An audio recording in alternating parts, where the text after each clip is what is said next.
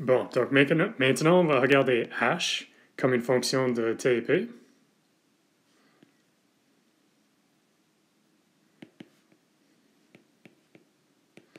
Donc la dernière fois, on a vu u comme fonction de t et v. Et on a noté aussi que c'est une fonction en réalité de v, t et p. Mais il y a relation entre p, v et t, donc il faut seulement utiliser 2. Pour h, on choisit t et p. Donc on peut écrire un changement à h comme un montant de h qui change avec t, à p constant, plus le changement de h avec p, à t constant, dh. Bon, donc ça, on sait déjà, c'est cp. Puis ça, on appelle ça mu t. Mu t, on appelle ça le coefficient Joule-Thomson isotherme.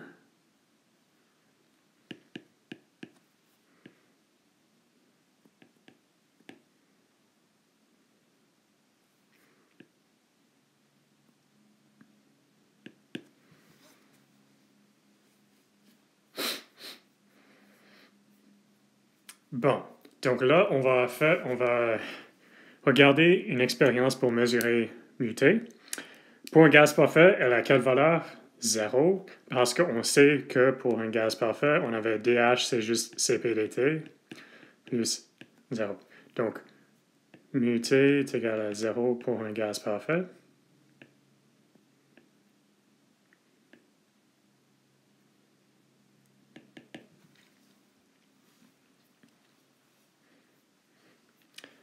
Bon, donc, on va regarder une expérience. On a un tuyau. Au milieu, on a une valve poreuse. Donc, une poreuse peut-être. On a un gaz qui passe de gauche à droite à une pression 1, passe par la valve, puis sort à une pression P2. Et pour que ça va dans cette manière, il faut que P2 est inférieur à P1, sinon le gaz va passer dans l'autre direction. Bon, donc on a un gaz qui est introduit à P1, passe par une valve poreuse,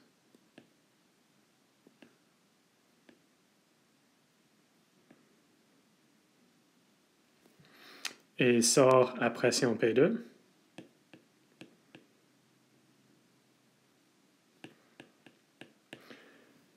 Bon, donc ensuite, ici, on a un appareil chauffant. Donc, chauffage. Donc, c'est un montant d'énergie additionné au système à une température précise. Donc, c'est le montant... OK. C'est un appareil chauffant qui donne de l'énergie en forme de chaleur pour garder la température constante. Donc, on mesure le montant d'énergie donné au système pour garder la température constante.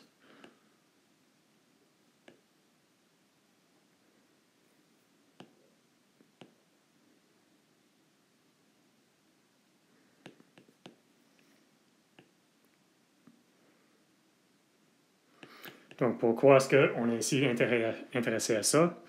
Donc, on mesure un montant de chaleur à la pression P2 pour garder la température constante.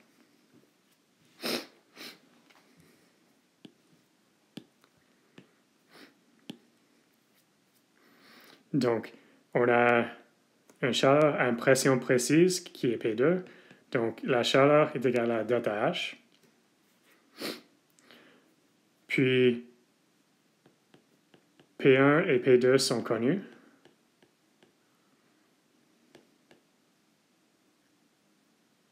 Donc, en principe, on sait delta P.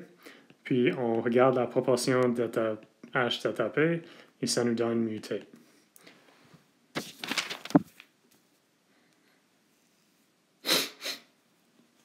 Bon, donc le chauffeur donne de l'énergie en forme de chaleur pour contrevenir l'effet de refroidissement. On identifie la chaleur donnée par le chauffeur comme ΔH. Donc, ΔH et ΔP sont connus. Donc, la proportion ΔH, ΔP nous donne μT dans la limite ΔP tend vers 0. Bon, donc ça c'est l'expérience Joule-Thomson isotherme.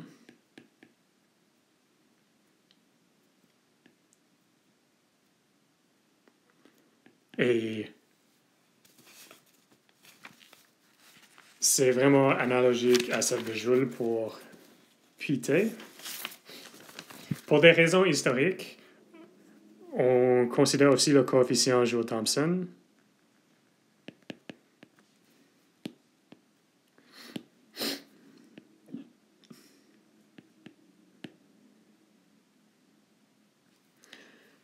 Qui est défini mu, c'est défini comme ça.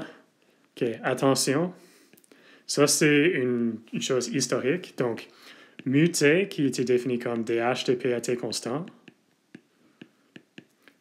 Joule-Thomson isotherme.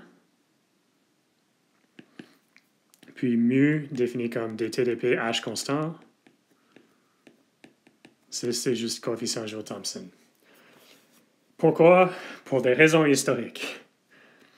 Bon, donc là, on va regarder l'expérience du Joule-Thomson pour mesurer mu.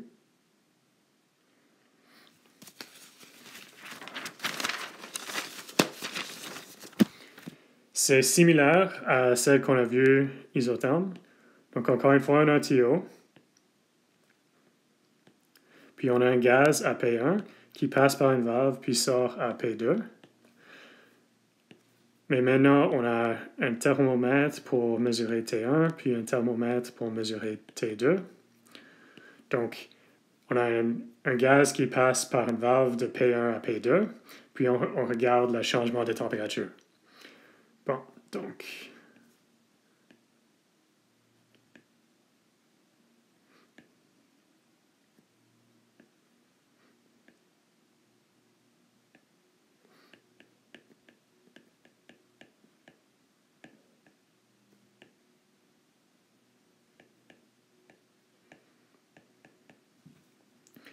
Donc, là, si on a ΔT puis ΔP, ça nous donne mu si H est constant.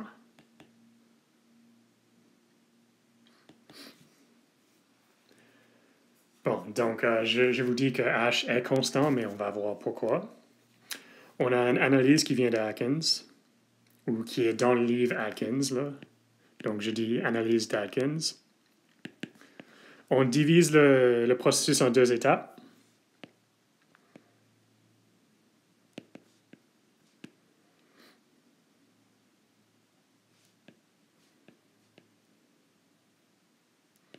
Donc le premier, c'est une compression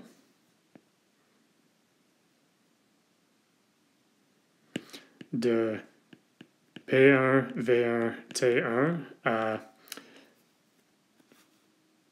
un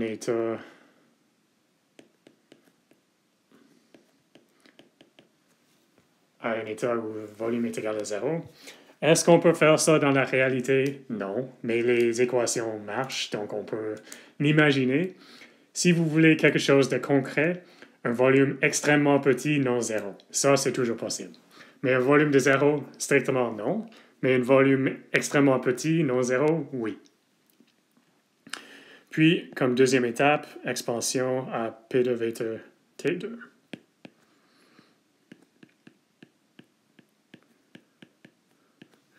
OK, donc Q est égal à 0 pour les deux étapes.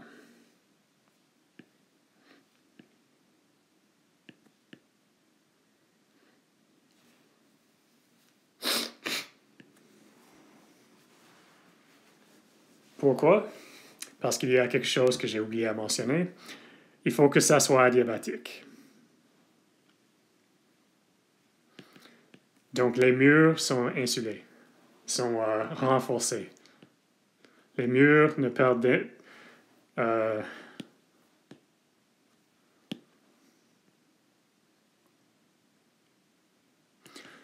Donc, il n'y a aucune perte d'énergie en forme de chaleur dans ce système-là. Bon, donc Q est égal à 0 pour les deux étapes, parce que c'est adiabatique comme définition. Puis on va regarder le montant de travail. Donc pour le premier, le travail c'est moins P1 V2 moins V1, qui est égal à P1 V1. Puis pour le deuxième, on a que le travail c'est moins P2 V2 moins 0, qui est moins P2 V2. Donc, delta U, qui est égal à U2 moins U1,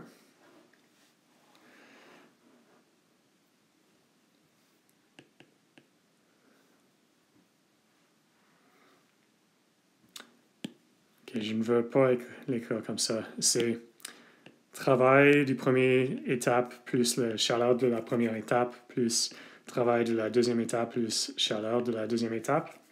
Les chaleurs sont 0, donc ça c'est 0 plus 0.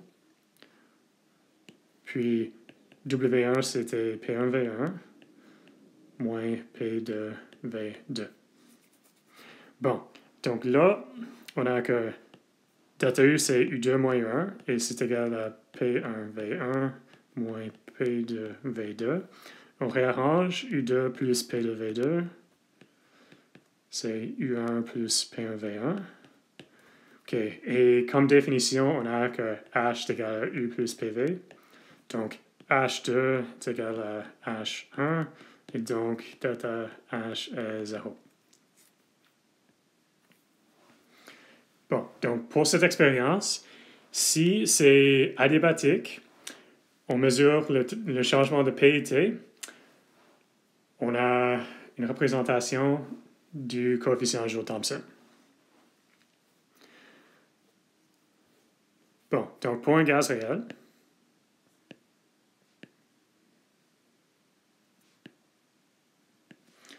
mu peut être positive ou négative, dépendant du gaz et des interactions.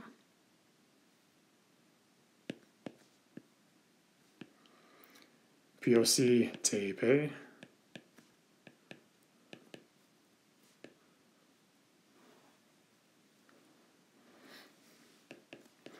Bon, donc, si mu est supérieur à 0, ça veut dire que pour un dP,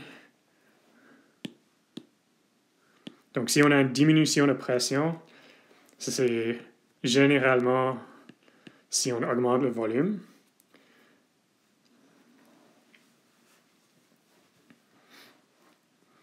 Et on a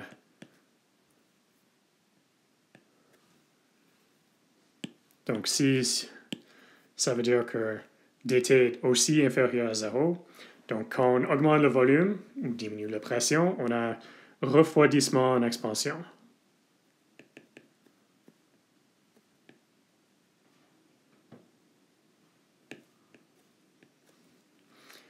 Puis si mu est inférieur à 0, ça veut dire que si quand on diminue la pression, ou ce qui veut dire la même chose, en principe augmente le volume, on va augmenter la température, donc on chauffe en expansion.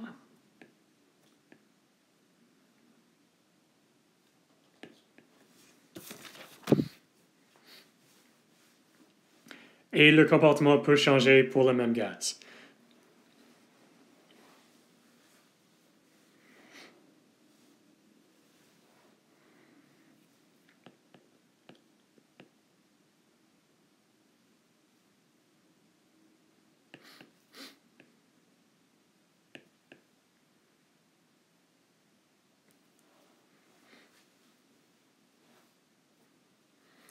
Donc, on peut dessiner.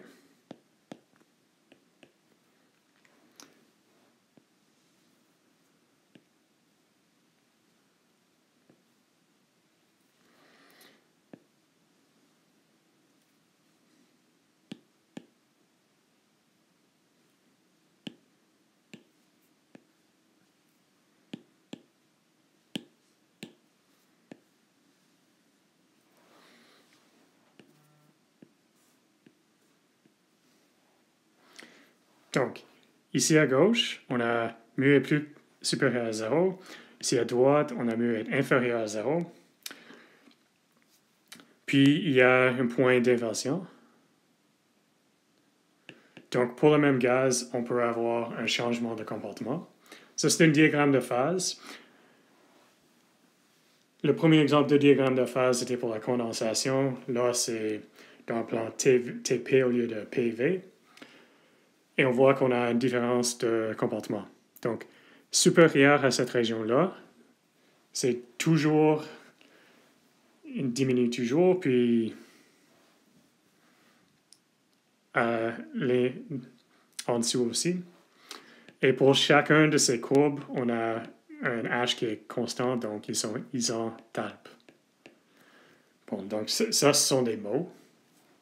Je veux vous dire directement, parce que je ne veux pas vous confondre. La température change pour un processus adiabatique, même pour un gaz parfait.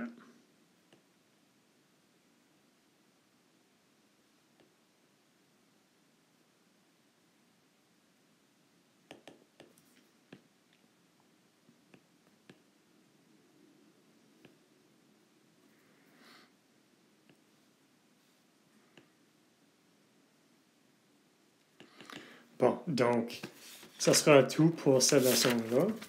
On a vu H comme fonction de TP, puis les deux expériences qui sont Joule-Thomson isotherme, puis Joule-Thomson adiabatique. La prochaine fois, on va regarder plus directement les variables, puis les dérivées partielles.